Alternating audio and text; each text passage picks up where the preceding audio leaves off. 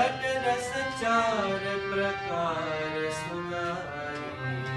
थाળ ભરીને લાવ્યા કંચન કળશ ભરીને શીતળ, કંચન કળશ ભરીને શીતળ, જળ જમુના પરોણા ઘેર આવ્યા,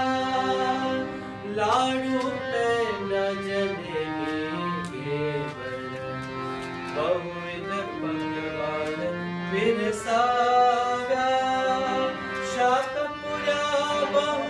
કંત કટોરે, શાક પૂર્યા બહુ કંત કટોરે, જે હરીને મન ભાવ્યા, પરોણા ઘેર આવ્યા, ભજીયા વડા પાપડા પાપડ, તળેલ તાકા લાવ્યા, લીંબુ આદા કેરીના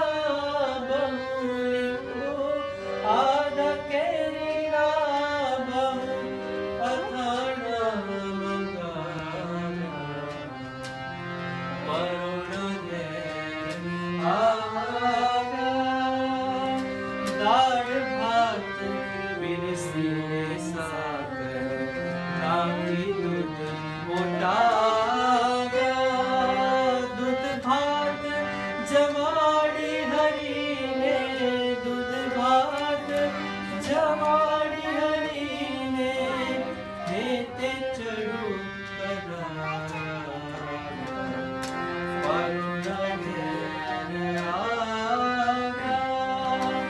આજ સતીશ મળ્યો વાલો, પરોણા ઘેર આવ્યા,